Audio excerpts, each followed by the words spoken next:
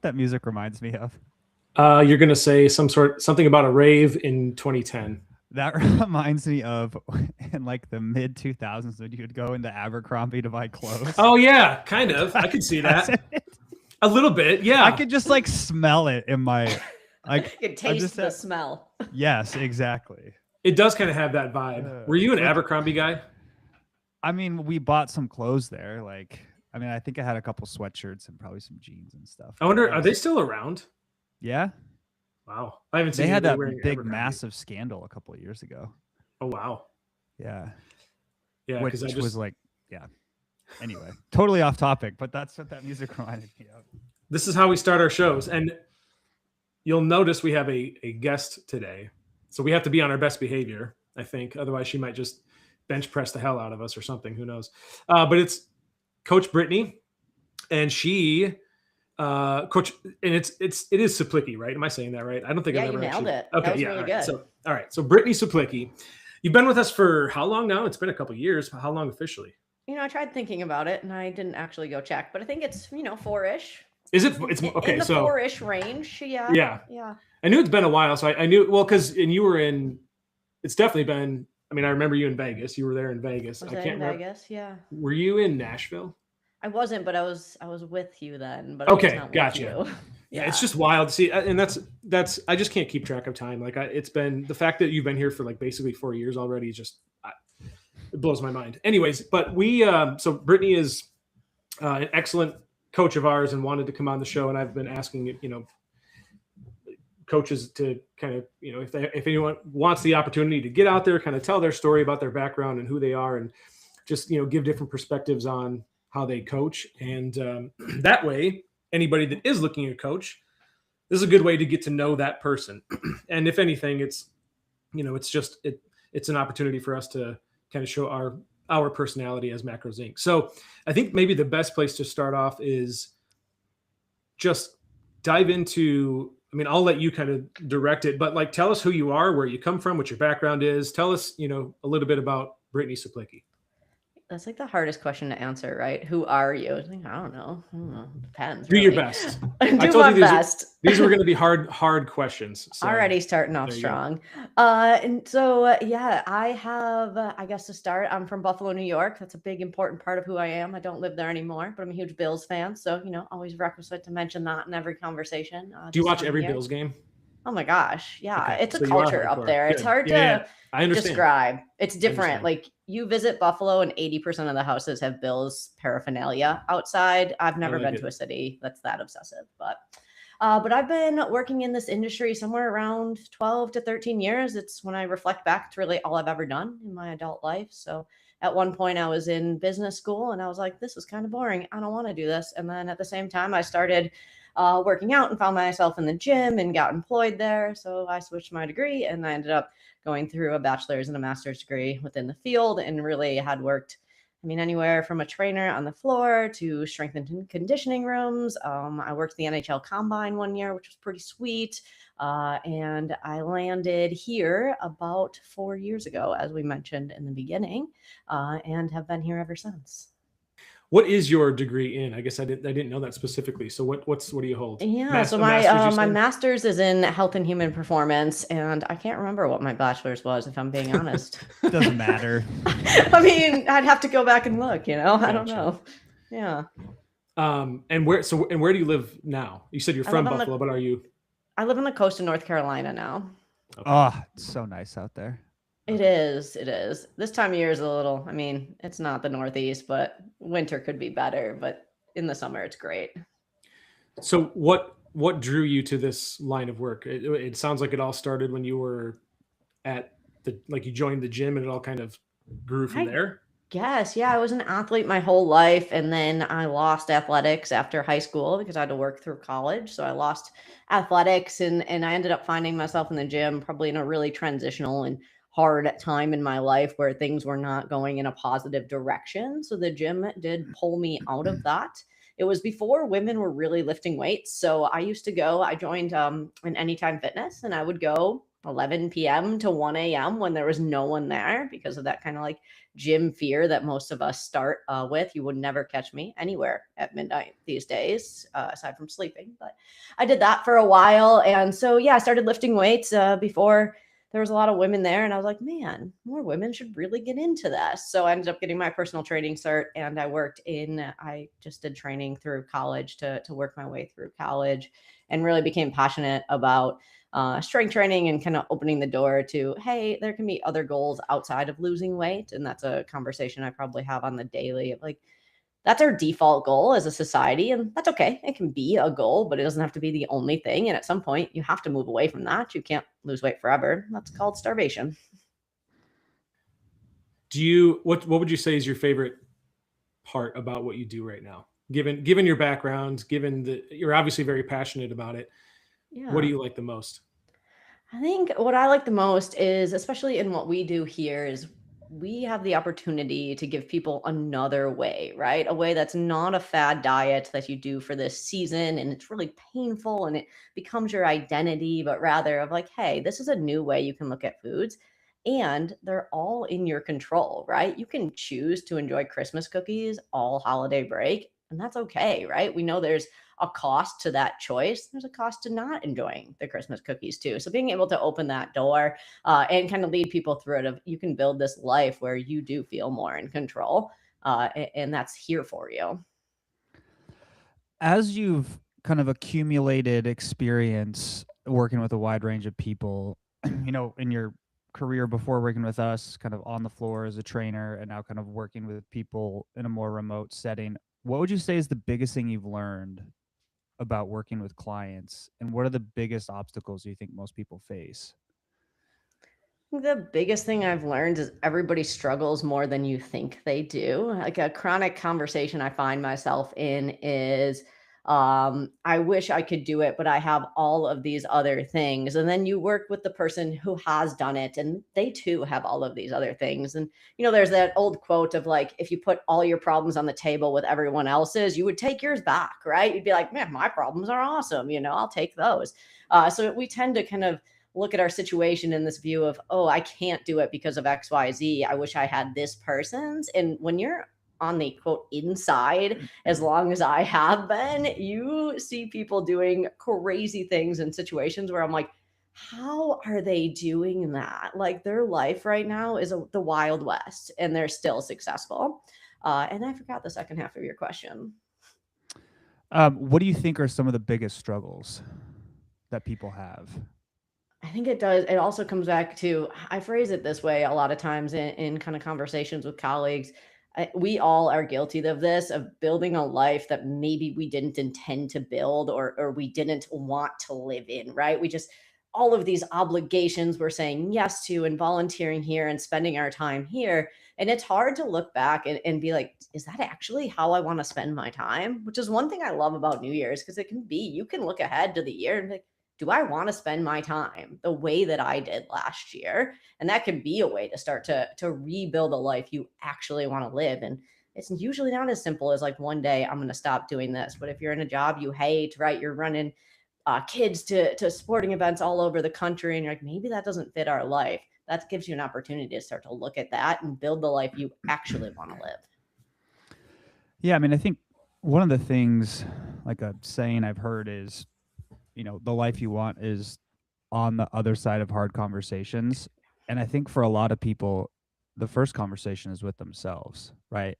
Like they really struggle with asking themselves, what is it in my life that I'm willing to just drop to focus on the things I actually care about, right? I think as adults, at least from what I've seen in my own life, is we just accumulate so many responsibilities that we didn't mean to accumulate, that feel like they are like life altering important, but then you're like, oh, well, that relationship, once it was gone, like didn't really change my day-to-day life, or this extra thing that I was doing. Or it's like, once you start to like jettison them, you're like, oh, actually my quality of life is better now that they're gone.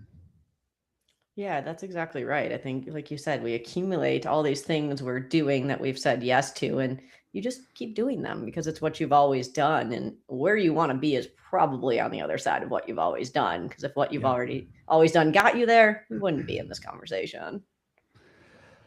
How do you help clients kind of navigate those situations? Right. I mean, and I know every client and their situations are going to be different, but like, how do you help people kind of hold up that mirror and be like, hey, these are the things that you're doing that are holding you back? And how do you kind of help them work through those things? That's an impossibly hard conversation, right? And not a place you can ever start. You have to be open to kind of learning and helping them figure out what is actually valuable in their life. And it can be as simple as, you state your value is you want to be, so talk identity, right? You want to be somebody who works out 3 days a week, 4 days a week, but you can't get up early in the morning because you're up late at night or whatever that cycle is, right? And the morning time is theoretically what you have right now to give. So now it's like, okay, that person you want to be, how would they treat their nighttime hours? Are they staying up and watching an episode of Netflix, or is maybe that time they're spending could be better spent elsewhere? And you can, I'm going to go to bed a little bit earlier. Now I can get up and start to reevaluate it that way. And the slow and steady of moving you towards the person you want to be. And then the things you were doing that didn't get you there before start to become obvious. There's a lot of wisdom in a lot of the things you guys just talked about. And I kind of want to back up for a second because I have a question for you that, I mean, I want to get to know the real Brittany, right? And one of the things that you said was, and the quote about throwing our problems in a pile, I think it was last week that I mentioned that, maybe the week before. Like, did I steal that from you? That's brilliant. No. But I do love that quote. But the reason I'm bringing that up again is, like, let's be vulnerable for a second. Like, coaches aren't perfect either, right? We all have our problems. So be vulnerable if you can. Like, what are those things that you struggle with? Show that part of you so that people understand we're not without our struggles too. Like, what does Brittany struggle with? What are your problems that you're like, man, I gotta fix this, or I gotta solve this? Yeah, I've had a wildly interesting couple of years. So I was a high level powerlifter for the better part of a decade, and it's hard to explain how much of that life how much of your life that absorbs. So, to put it kind of simple, I trained 10 to 15 hours a week, depending on the schedule. You got 2 to 4 big competitions a year that you're building your life around. Can't travel before them, right? So all travel was based around that. I carried a backpack full of gear anytime I was out of town. I'm still paying attention to food. Like, life was built around that. So it becomes a part of your identity, right? Even if you try to have more than that and try to be more than that. After taking a pretty big back injury a couple of years ago, I worked through most of the pain and was able to return to competition, but never at the same level I was. And so it lost importance to me. And one really hard decision was walking away from that. So I probably stayed a year longer than I should have reflectively. I stayed in it because it's what I've always done. It's what people expected out of me, right? You've got sponsors that expect that. You have a certain level of expectation. You show up to these events. So I stayed about a year longer than I should have. And I left somewhere around this time last year. I kind of announced to everyone I needed to tell that I was, stepping away, at least for the time being. I never made it a permanent decision, but at this point it is, I think. So that's something I did that I really had to look at very hard. And it was a lot of hard discussions with my husband, with my coach, with various sponsors of like, hey, I don't think this is something I am passionate about anymore, that I want to be or I want to do anymore. And I'm showing up because I think I have to. So that was a big shift for me in life. And then I had to rebuild a section of identity around that then too. I think that point that you just brought up is really important, because this is something we see in clients a lot is, people often talk about like, hey, you got to change your identity to change who you are. But I think the thing that often goes unstated is there's a huge period of loss. And it's like you have to shed your old identity and you have to find a new one. But in that process, you don't know who you are. And like, that's super scary for most people, right? I think here's an analogy that I use with people sometimes. When was the last time you just sat by yourself in your house, not doing something? Like, we're just sitting there, right? Like, you're not scrolling your phone. You don't have the TV on. You're not reading a book. Like, you just like sat. It's very uncomfortable to just do that, especially in the modern world. And I think a big part of that identity change is you go through a period where that's kind of what you're doing with yourself as a person. Like, you don't know who you are. You're not the old person, but you're not the new person yet. And you're like, what am I? And I think a lot of times people find comfort in having an identity, so they go back to the old one. No, I think you're right. I was reading, I forgot who it was, but it was somebody big in business, and he was saying every year he books an Airbnb for 3 nights and just goes and hides out in the Airbnb for 3 nights or whatever, with no phone, no electronics, nothing, and just journals. And I was like, that's an interesting concept, because I'm terrible at always having a distraction. I will admittedly, openly say that. There's a podcast running, I'm reading a book, something is always happening, and I'm never just in a silent space. But there is value in that for sure.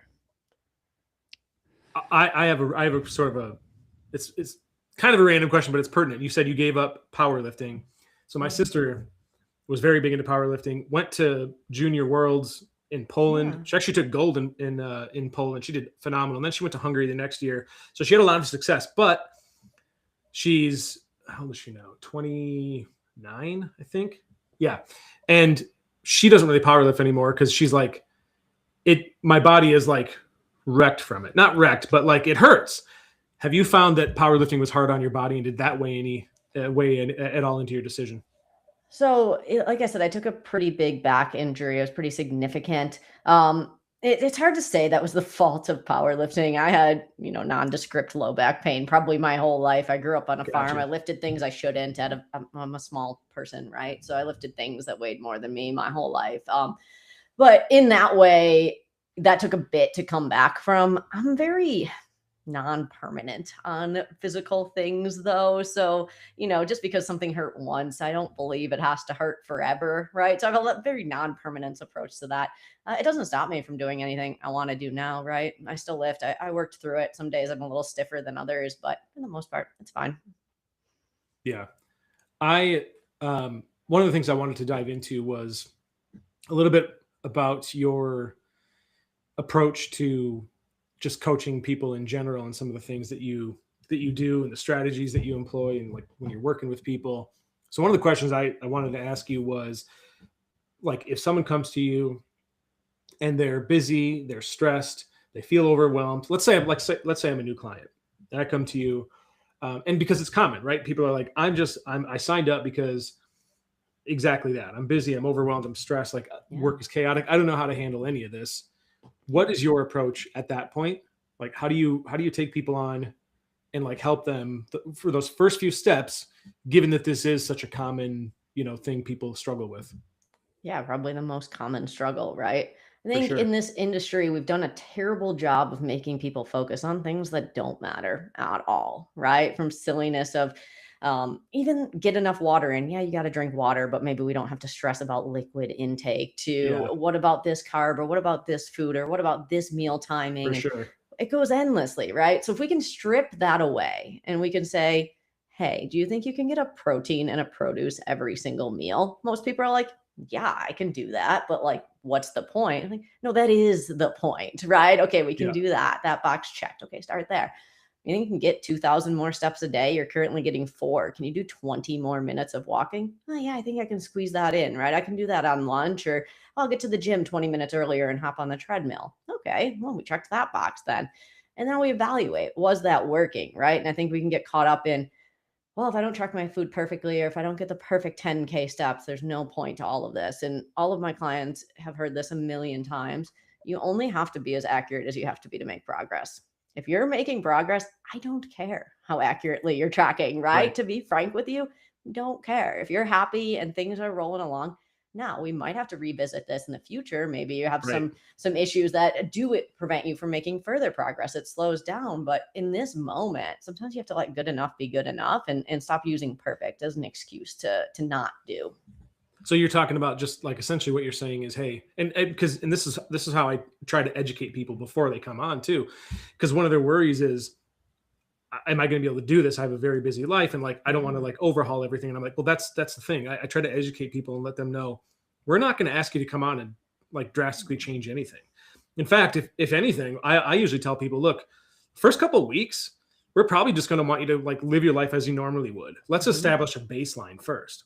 I don't know what to tell you to change if I don't know exactly what the problem is or what your life looks like in the first place. So to be honest, you're probably going to come on, and those first couple of weeks are just going to be do what you've always done, track the best you can. Let's see what you normally eat. Then we'll make adjustments from there. It's this when people get this perception that they're going to have to like drastically change everything and overhaul their life, that's when they can sort of maybe even talk themselves out of coming on board with a coach because they think I'm not going to be able to handle this. Well, that's not what we're asking. So I think what you're saying is exactly the same thing, is that you're saying what's like the smallest victory we can take to make progress. Then we check that box, like you said, and then you move on to the next thing.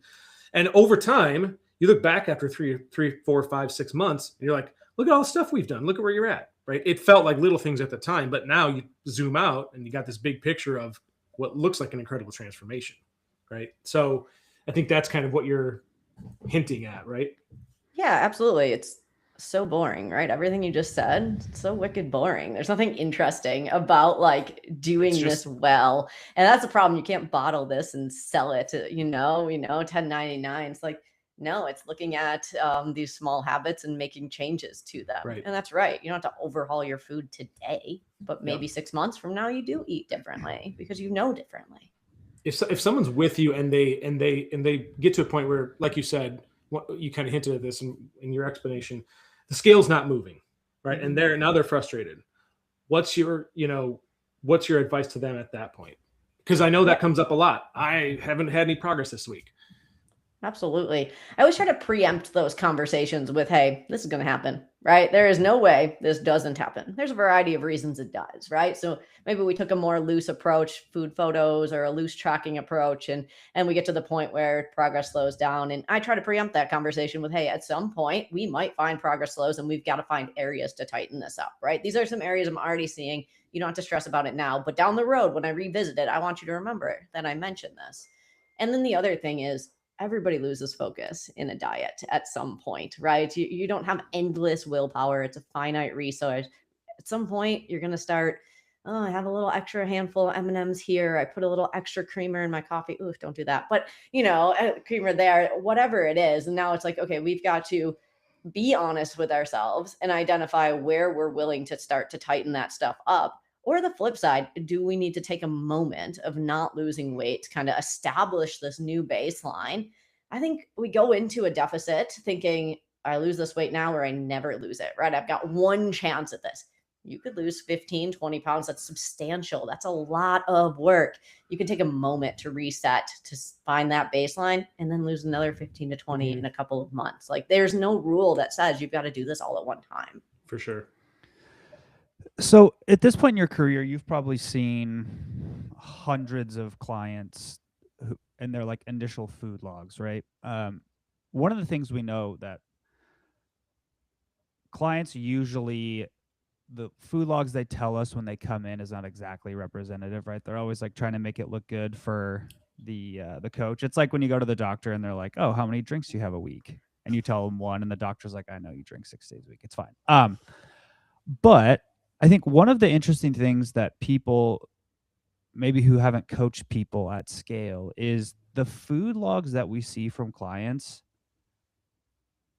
are not what like social media / the internet thinks, right? Like I think a lot of people as they read stuff, they're like, oh, the average person who's, got 20, 30 pounds to lose, like is going to McDonald's every day. They're just eating terrible. It's like, it's all this stuff. It's like, that's not the reality. And I think what most people struggle with is, at least what I've seen, is one, it's usually the result of decades of just not paying attention, right? And 2, it's just not having a good sense of like what is in the food they're consuming, right? It's most people don't have I go to the fast food 7 days a week problem. I'm, doing all this crazy stuff. I mean, there are some people who have that issue, but for the most part, it's really just like helping people develop some literacy around what they're eating and like developing habits to consistently do things the right way. No, I would agree with that. I have this conversation in consults all the time because you're talking to someone, it's a very vulnerable moment, right? We're talking about kind of why they want to lose weight, where the gain came from, what that's looked like. And usually it is, yeah, over the last 5 years, or even over the last year, my scales come up 4 to 5 pounds.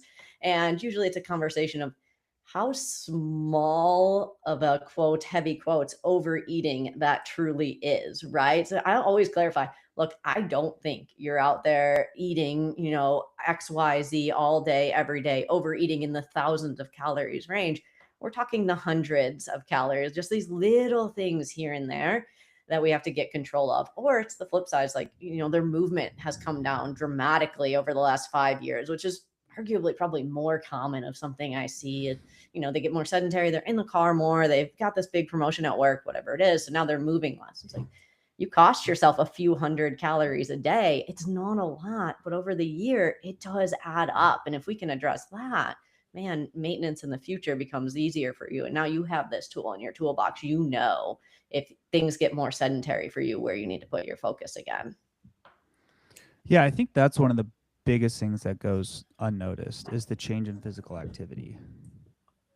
Yeah, I think people look at it as, at least in my experience, of I'm still exercising 5 days a week, right? I have this gym routine that I've been doing forever, and it's not that, right? Like, I understand you're working hard in the gym. I believe you. I'm not questioning that at all. But when you drop from, you used to get 12,000 steps per day when you were in college, and now it's 6, that's substantial. It makes a huge difference in your life over the long term. What do you think separates, or things, I should say, if you had to boil it down to one or a few things, separates people that, like, the people that are successful long term versus the people that struggle? I think people struggle the most when they have that black and white mindset, this good and bad, this all or nothing. I didn't get my steps in, there's no point, right? So, for example, this week I had a day with a ton of calls and I put myself in a cut this week. So that's not a great day, right? I ended up getting 0 steps approximately. And, you can take that mentally as, well, the week's kind of shot, right? I'm 5 foot tall, 0 steps. That's a pretty heavy cost right there. But instead, you've got to be like, no, tomorrow I will just get back to my normal movement. I don't have to autocorrect this. Food's the same way, right? You're going to go out to eat. You're going to go on a trip. You're going to enjoy food. You should. That's the purpose, right? You absolutely should. You don't have to punish yourself on the other side. It doesn't have to be a big deal, right? It can just be, I enjoyed dinner with my family, and today I'm going back to my normal eating, and nothing happens. Literally nothing. It's so boring. Yeah. And the thing that I noticed so kind of in my opinion, in my experience, when I don't coach people anymore, but when I did, the thing that I always would boil it down to and really say, here are the things, here's the thing that the successful people have in common that the other ones didn't have. It wasn't anything physical. It was almost entirely like their mindset about it. Mm-hmm. Because it, mindset encompasses your attitude, how much, effort and time you're willing to put into it, your view on things, whether something that happened is a complete failure and I'm going to give up, or it's a learning opportunity and I'm going to learn from it and keep going. It's all mindset stuff.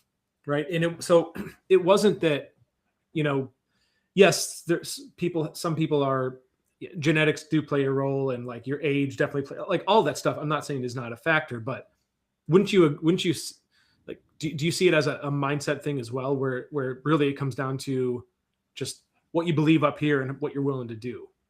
Absolutely. I think, and some of that maybe is a little bit genetic or environmental too, where you're just predisposed for whatever reason to having a more, I'll use the word negative view, although maybe I didn't want that strong of a word there, having a more negative view towards these things, or you kind of always mentally go to that dark place of, I'm not somebody that can do this. I've never been successful. I won't ever be successful.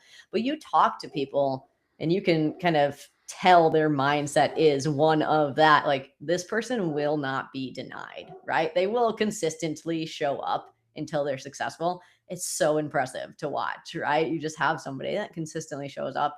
And that is something that I do try to coach too, to those that maybe struggle with that mindset and fall into the darkness, or the lows get really, really low. And I'm big on, we've got to find a neutral, right? Like, we can celebrate the highs for sure, but we can't fall so deep into the lows that we're suffering for weeks on end. Yeah. Yeah. One sort of follow-up question to that. So one of the things that before people become a client with us, one of the concerns, and I know you've heard this too, but that a lot of people have is, I've tried so many different things before and they've all failed. So like, how is this going to be any different? That's a real hurdle that people have before they even come on. And even after they've come on and they've met with you, how do you sort of squash that concern that, like, how do I know this is going to work? Right? Everything I've done so far hasn't. How's this going to be any different? Imagine, you don't ever know anything's going to work, right? And that's not I mean, it just is, right? Like, but that can't be the reason you don't try. I mean, you've got to, quote, fail at things, and you can continue to show up and try at the same time, right? Like, the only way to fail is to quit, right? And maybe all the things you've tried previously would have worked if we kept going, kind of deal. Or maybe you're trying something crazy that wasn't sustainable, right? You're doing some crazy named diet, and that wasn't sustainable to you, and that's fine. But you didn't fail if you're here and you're asking for further help and you're asking further questions and further knowledge and you're trying again. You inherently have not failed. You just have the word failure in your head. I was hoping that your answer was going to be, I'm your coach, Brittany. You're not going to fail with me. Like, it's as simple as that. Yeah. I mean, depending on the client, the other answer is, yeah, you're right. You have no hope. Like, you're just doomed to have a terrible life, right? And they're like, oh, really? I'm like, no. But when you tell yourself these things, like, that's the only other option, right? And like, you don't want that option. So like, what other choice do we have other than to, like, let's just keep going? That's a really good point though too, Brad, because I think if you say that to someone, like, it sounds way different coming from someone else than it does yourself. Yeah. And you wouldn't tolerate that from someone else. You'd be like, I don't like the sound of that. Well, then why do you tell yourself that? So say it to them. Say it back to them. I think that's a really good point. It very much depends on your relationship with the client. Of course, right? Of course. But like, of course. I think that's a powerful example that you're bringing up though. I have some. Well, Brad, I'll give you if there's anything else you want to ask Brittany. I have some more kind of personal / Brittany's opinions and preferences types of questions, but we can get to you first if you have other ones you want to ask.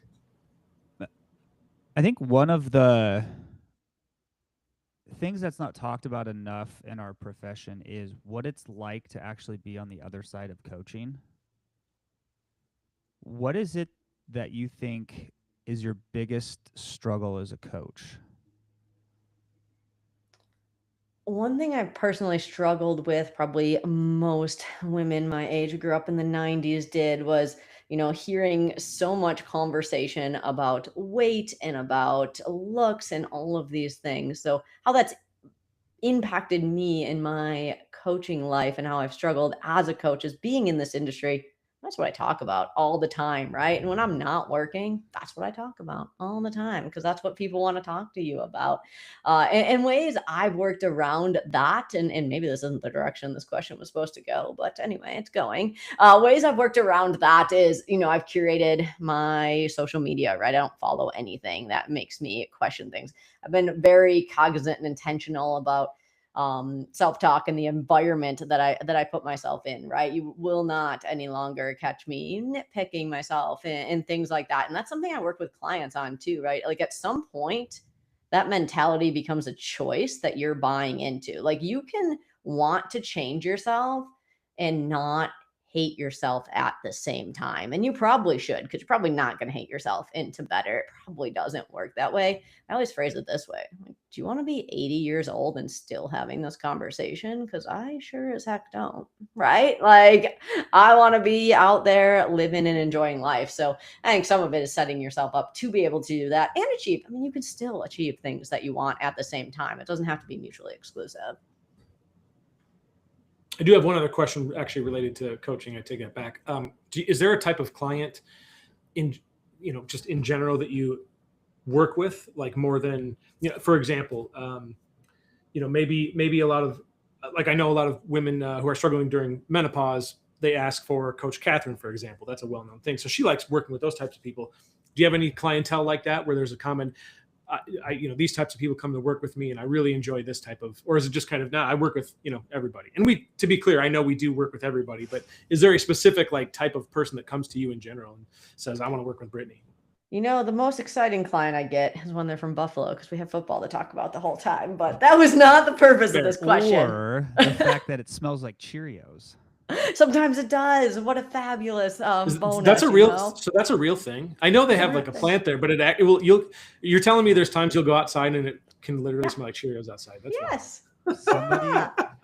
Somebody in our group 5 years ago sent me, because people knew that I was obsessed with Cheerios, just like regular plain Cheerios. They sent me a shirt and I have it. It says my city smells like Cheerios.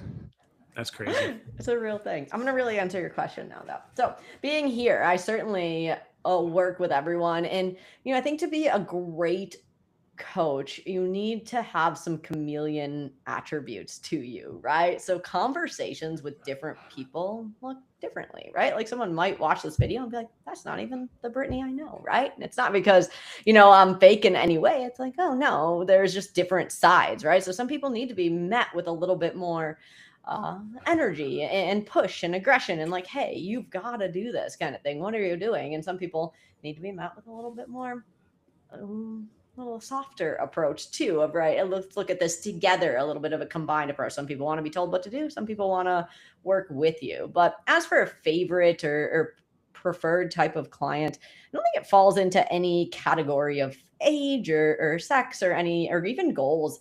It's somebody that wants to change their lives and that's willing to show up for themselves, right? That's open to conversation. I don't mind clients asking me a million questions. Question everything I say. That's great, right? Because it makes me think a little bit deeper. So I love a client like that that's just constantly like, hey, why? What is this? Why? Because I think that shows they're really engaged in the process, and that's really fun. Yeah. Yeah, you can tell that you clearly love your job. You enjoy doing what you do, and that's one of the big reasons I think why you're successful with people. Are you, not to put you on the spot or put any pressure here, but do you have openings right now? Or are you currently accepting clients? I could take a client or two. I don't really have a lot of opening though. Okay. I just had to ask. So no, hey, Dylan, she will not take you as a client. I've never said no to anyone before. I'm kind of a people pleaser in that way. So well, for anyone currently watching, Brittany has a couple of spots if you want to snag a spot with her. I'd highly recommend joining her. She's as you can tell, knows what she's talking about. I have some. Brad, do you have anything else first that you want to ask? That's okay. Because it's always the Wild West when Dylan asks random questions. It is. So we'll see what he has prepared for you. But see, here's the thing. I like to get to know people. I think it's fun, like let's find out a little bit more about who you are and what your preferences are, right? So I think yes, these are going to be random questions, but I'm gonna throw something totally out of left field. Brad's gonna shake his head. Do you think we're alone in the universe? Do I think there's aliens? Yeah. Do you think we're alone? I mean, Dylan's here, so. Is that why it wasn't phrased like that? Did I just out you? I'm so sorry. That's all right. Internet, erase this. You're probably the last one to know, so. Yeah. This is always the last to know, man. That's one thing about me. I'm out of every loop. I don't see how we can be the only ones. It doesn't make sense to me, right? You look up and you're like, wow, lots of other universes out there. Someone else must be out there, right? Yeah. What are some of your other interests? Like, do you for example, like astronomy and space? Like, do you like that kind of stuff, or like, what are Brittany's interests outside of this? Yeah, no, I don't know anything about astronomy or space. Okay. I just threw words out there that sounded fancy. Did it work though? It sounded like you might be interested in that field. So good job. Legit, that's awesome. No, I don't know anything about that. I'll look at the sky though, if that counts. And I think I have an app on my phone, Starfinder. But anyway, interest. I do like being outside. I love all sorts of animals and wildlife and things. I've recently gotten into backpacking, so sleeping in the woods and living like that has been kind of fun. I have a bunch of chickens in my yard and I try to garden. So I pretend to homestead, but I'm not very successful at the gardening part of that. And I like to read. I'm a pretty low key person. Is there you got a favorite food at all? Like if there's a food you could eat, is there a food you could eat every day because you enjoy it so much? Yeah, this is my deathbed food would be a really good bagel with salmon and cream cheese, but it has to be really good, right? Like it can't be a bad one. It has to be really good. I feel like New York is the capital of bagels. There's no good ones here in North Really? Carolina. It's not North Carolina. Oh, No, yeah. it's terrible. When I go to cities, that's what I eat. That's it. Just bagels. Yeah, 24/7. That's all I care about. Yeah. What flavor bagel do you get? It's everything. Occasionally sesame if I don't want to taste onion for the entire day. Okay. Yeah. We have everything bagels in our house, and while they taste delicious, God, they're a mess. They are a mess. 100%. Yes. Like True. Every once in a while I tell my wife, I'm like, we have to just buy onion bagels because I can't continue to clean up the kitchen every time we make a bagel. It's just everywhere. Yeah. Now imagine 3 or 4 kids rummaging through your everything bagels to make them themselves, and you go in the pantry. It's like, what the hell just happened? Like it's like the floor. I need a broom. So are you an early bird, a night owl, or somewhere in between? Well, actually, no. I think you might already answer because you mentioned being asleep at midnight, so maybe you're not a night owl. But are you a morning person? I'm a morning person. I'm up and working between 4:30 and 5 every morning. Okay. Yeah. I don't do past like 8 p.m. It's my witching hour. I'm done. Like you don't need to see me. I'm good. What's is there a movie you'll always watch? Like give me your top favorite movies. This is a bad question. I can't sit still long enough to watch a movie. I can't even tell you the last movie I watched. No, I'm really fidgety. Okay. Yeah. No, I can't watch a movie. Wow. I'm convinced that one of my superpowers in life is fidgeting. Oh my gosh, so fidgety. I probably burn an extra 300 to 400 calories a day just fidgeting. I get distracted too. I'm like, oh, I could go over here and do something. Like you'd have to lock me down to watch a movie. Yeah, I can't do it. What's if you could instantly master a skill, what would it be? Oh my gosh. I think I asked a similar question in one of my team meetings. I make them answer like an icebreaker because I'm kind of mean like that. And what I came up with was I'd like to speak all languages, right? Like, so I'd like to get really good at learning languages. I can't speak another language, just FYI, but I would like to be really good at learning them. Beach or mountains? Oddly, mountains, even though I live at the beach. You just got back from, well, maybe not just got back from Banff, right? Yeah, we went to the Canadian Rockies and did some backpacking, actually. Yeah, we saw caribou, which was amazing. Who's we? Oh, my husband and I. Sorry. Oh, okay. Gotcha. Husband, Dan. Yeah, I make him do these things with me. The whole time you were there, were you thinking to yourself the phrase from Dumb and Dumber, where it's like, Rockies, that John Denver was full of it? I did not think that once. I was going to say, she probably did not think that, Brad. Maybe next time. Favorite music? What kind of music you listen to? I mostly listen to, I guess classic rock is from, I'm trying to think of my Spotify Wrapped, right? So my listening age was like 68 or something. So there's that. Yeah. There you go. There you go. Yeah. But yeah, mostly classic rock. I do like Taylor Swift, so I'll listen to some Taylor Swift too. That's about it. Mostly podcast outside of that. Tell us about your rodeo days. Oh yes. Yeah. No, you go ahead. It took you 43 minutes and 38 seconds to ask that. That's the first thing I wanted to talk to you about, but I felt like we should get through the regularly scheduled program. It was a long gap. I was like waiting. I'm ready. I rodeoed. I barrel raced and I pole bending. Why are these names so ridiculous? I have goat tied. I have roped. I rode a bull once. That was a weird choice, but I'd do it again. That was a weird choice. I make a lot of those weird choices. I competed all over the country. Fun times. Yeah. What was your favorite event? My horse was best at pole bending. So you always like what you're best at, right? We like set arena records and things. So yeah, probably that. What is pole bending? I've been to a bunch of rodeos and I've never seen pole bending. It must be like it's not all that popular like on the national circuit, but in the high school circuit it is. You run down a line of 6 poles and then you weave between them and then you turn around and weave back and then you run back on a horse. I didn't do any running. We have some comments that I wanted to share with you. This is kind of funny. So Adam Hughes, we were talking about coaching. He said some people just ghost their coach too. Why? Where is he? What is he doing? We never know. No, you don't know. And then he said, but he did say, you're an incredible coach.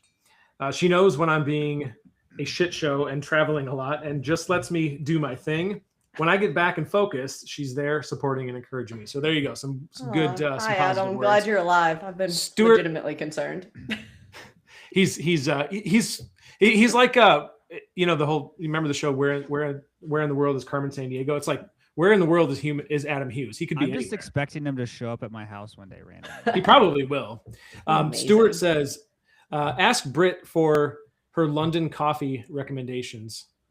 Because I'm going there in a couple of weeks, so he wants me to ask you what. I will send you his map of where you can get good coffees. It's legit. Okay. Like there's an entire map he made of coffee shops that he recommends in London. So no matter where you are, you can get a coffee. Okay. Yeah, it's brilliant. You'll have to send me that because I do go there in a couple of weeks now. Adam also says, question for Britt: where did you originally kick off? Oh, I just lost it. Where did you originally kick off your powerlifting and coaching journey?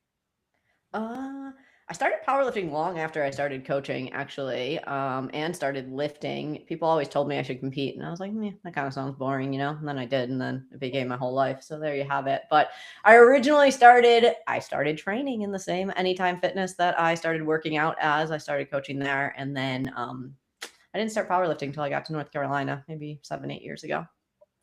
Yeah. We have someone that commented, as a fellow equestrian, rodeo is actually mental. Oh, well, if you know me, that tracks. If there's extreme things, I'm doing them. That's it. It's just so wild to me that at some point in human history, somebody looked at like 1,000-pound bull and was like, you know what? I bet I could sit on it for 8 seconds. So, and why did they choose 8? Why not 7? Why not 9? I don't know. 2 things. That reminds me. Now you said you're too fidgety for movies, but this is an old one. When you were well, I guess I don't know how old you are. Maybe this was before your time. But the movie 8 Well, Seconds. Apparently she's 68. Yeah, I know. Yeah. Remember the movie 8? The movie 8 Seconds. Did you ever see that one? No. Oh, okay. Well, it's the only. This is my answer to every "Did you see this movie?" question. Okay. It's terrible. People hate me for it. I'm the worst. Would you do the running of the bulls if you had the chance?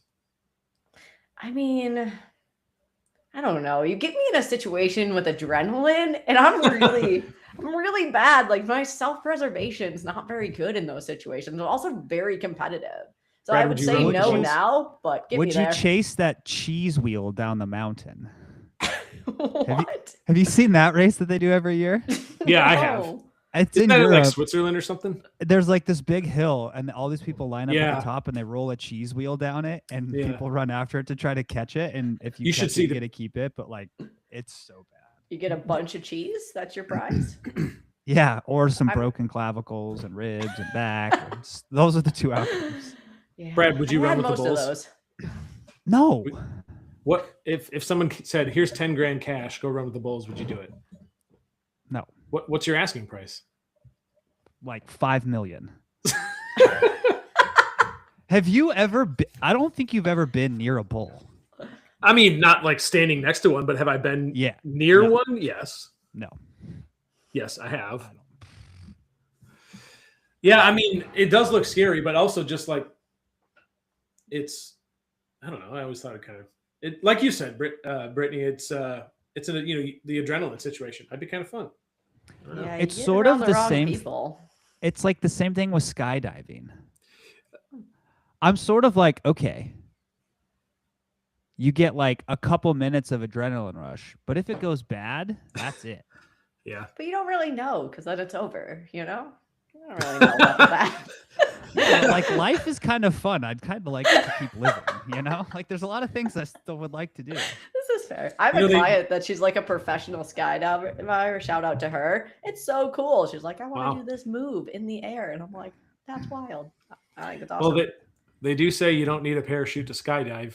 You only need one if you want to skydive a second time. So there was she a flight attendant or some lady who fell from like 30,000 feet in a plane and she survived? Yep, I know exactly. I can't think of her name. But it's exactly. Yeah, it was like 35,000 some feet. She holds the record for longest free fall, and she survived. And I can't remember if she hit like trees or if it was like, I mean, she obviously landed. It wasn't flat on the ground, but something broke her fall enough to where she survived. Well, I think at some point it's like once you hit terminal velocity. And I was just going to say, what is terminal velocity? Isn't it a couple hundred, 200? Yeah, I think it's like maybe it's like 140 miles an hour for the average. It's still a lot. It's like you'd think that even if I hit something to break my fall, I'm going to die, but she didn't. That's why. Okay, I was actually pretty close. 150? Typically around 120 miles an hour in a stable belly to earth fall, but can increase to 150 to 200 miles an hour or more in a head down or streamline dive. Okay. Good pro tips for if you ever fall out of a plane, belly first. Dylan, have you ever gone skydiving? I've not. I don't even know if I've really had the opportunity to. I'm not opposed to it. It's just the opportunity's never really come up. I did once. 1,500 feet. You should do it. Yeah, it was fun. 1,500 feet is the altitude where you reach terminal velocity. Okay. So basically, if that's happening to you, spread out, belly down, try to find something to land on. Pretend you have a squirrel suit on, I guess. Yeah. Pro tips for anyone watching. Yeah. Squirrels can survive falls at their terminal velocity, which means they can jump from any height and survive, basically. What is it with squirrels? It's crazy. Yeah, I see them jumping around my yard. I'm like, what is going on? How do you do that? Is there anything you like just hate that other people seem to love, and you're like, I don't get this. I hate I vehemently do not like this.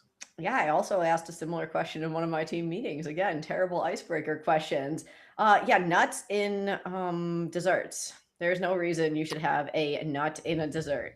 Period. No, so that's not even like pecan. You never had a peanut, or a peanut butter parfait from Dairy Queen? But because the crunchiness of the peanuts add nothing to this situation. Like, it's no better. Creamy, also peanuts are a legume, which is always my backup argument in this because I have defended my stance as if it were a thesis many times. But creamy nuts, I think, don't count. And then pecan pie is, but it's not the best pie anyway. So just eat a different pie. I agree with you. Whipped pecan pie, though, is different. That I have not had, so can't attest. Yeah, I haven't either. That sounds really interesting. I'd probably smash that. Okay, so then what's your go-to dessert? Chocolate chip cookie right out of the oven. That's such a great answer. You just can't. There might not actually be anything better than that in the world, in the universe. That might be the goat. That might be the goat. Like, I'll never say no. No, especially if it's got to be, like you said, it's got to be warm. You pull it soft, gooey, okay. Because you put 10 of those things on a plate, I'm gonna have those gone in under a minute. So 10. I think that's No that's worries, so good. That's such a solid answer. Adam said, next Backers Inc. meetup, bull riding and skydiving. I think Brad would veto that one. Hey, you guys can do whatever you want. I'm not going. Yeah. He's just watching from the side, like, those idiots. What are they doing? Yeah. Hey, how come payroll didn't process this month? Brad died in a bull riding skydiving accident. He was doing both at the same time. Yeah, it was weird. Yeah. Almond croissant. Oh, pecan. What? No, you would have a chocolate croissant. Why would you have an almond one? I don't know. This is coming from Stuart. He says pecan pie ? So I don't know if he Stuart, have you never had pecan pie? Why are you saying it like that? And then almond croissants. Like, I don't understand what you're saying. Of course, I don't know if that's actually a thing over in Ireland, but we'll see. We'll see what he says. I don't know. Have you had a good time on the show, Brittany? Great time. It was fun. I don't have any other questions. I mean, I could keep going with questions, but they're just going to be random and wild. So I feel like I've gotten my fill. Even more. Yeah. I don't want to make them any worse, but I feel like I've gotten my fill. Is there anything else you would want to add, or is there anything else that you'd want people to know, or anything else you want to say to someone who might be listening? I don't think I have anything to add. I mean, thanks for listening. It's been fun. Watch the other ones because there's some really good podcasts of this version. Yeah. Yeah. I will end this by asking you how you think the Bills are going to fare in the postseason. Okay, and don't hate me, Buffalo fans that watch this, but I have said many times this year that I don't know that the Bills are actually good this year. And I think it's the worst team they've put out since they were good in 2021, which is very depressing given the circumstances in the NFL right now. So I think anybody can win this year, and I think anybody can lose this year. It's a very interesting time in the playoffs. The fact that they're not doing all that well when Mahomes isn't in it, when Jackson isn't in it, yeah, like that was like the opportunity, right? But it's a bummer, but yeah, definitely the worst team they've fielded since 21-21. So don't feel too bad. I'm right there with you in terms of existential pain, because being from Minnesota, I'm a huge Vikings fan, and we don't have any. It's like the same franchise. Exactly. Yeah, they're the same, but one's 100%. In the NFC and one's in the AFC. It's the same thing. Yeah, exactly. They're the same team. That's all I got. So, Adam says not the Vikings though. They can't win. Yeah, I mean, it hasn't been a great year for us. Brad's getting pissed because we're talking about football instead of basketball. If this was basketball, Brad would be all about it. I can't tell you a single thing about basketball. I don't relate. They're so tall, like everyone can dunk. That's like, true. Oh like, gosh. Imagine her standing next to someone like Kevin Garnett or Shaquille I'm a different species. It doesn't make any sense. What? I do think it's wild that we have 7'5" tall humans and like fully grown adults who are like 4'8", and you're just like, this is so crazy. How did this happen? No, I know. I think about this frequently when I'm standing. Anybody over 6'2", I'm like, that's kind of a weird level of tall, I'm like, what is going on with that? Who was the tallest basketball? Was it Yao Ming, Brad? Is he the tallest to ever play in the NBA? I can't think of who. No, I think he was 7'3". I think Wembanyama might. No, I think there was somebody who was 7'7". Jesus, that's crazy. Who was that? Now I gotta find out. It was Manute Bol. He was 7'7". Never heard of him. That's wild though. 7'7". Random That's fact wildly about inconvenient. him. Imagine being that tall. How do you exist in the world? No. Yeah. Imagine being on a plane. No. Imagine being in a car. No. Like how are you gonna do any of that? That's the thing about being short. I fit everywhere. I'm sitting crisscross in an airplane. You probably don't even need to get, like, somebody can just put you in their luggage and you get a free airplane. Maybe I can have a child seat or whatever. Wow. I have no qualms about being short. It's worked out real well for me in my life. Yeah. I can't. It's better than being 7'7", because what do you do? For sure. At least you can in a doorway. I never duck. Yeah. That's a good. My wife's like 5'3", and I always make the joke of, it's crazy to me that you have to pay full price for clothes because they're like half size of everybody else's clothes. You guys should price is based on like your shoes should be cheaper. I'm less with material. That's right on that platform. You got my vote. Yeah. All right. Well, this show has officially degraded into. I'm a bad guest for that. But seriously, I had a lot of fun. So thanks for coming on. It was great, and we can do this again in the future. We're gonna have some additional coaches on in the coming weeks. So this will be kind of an ongoing theme. But great to get to know more about you, Brittany. Appreciate you being on, and like I said, hope you had a great time. And if anybody wants to work with Brittany, she said she's got a couple of spots open. So you might want to hurry. So, all right. Well, if you don't have anything else, I will do our lovely outro music we can all dance to, and we'll be outie. So thank you, Brittany. Sounds good. Thank you, guys. Till next time. Adios.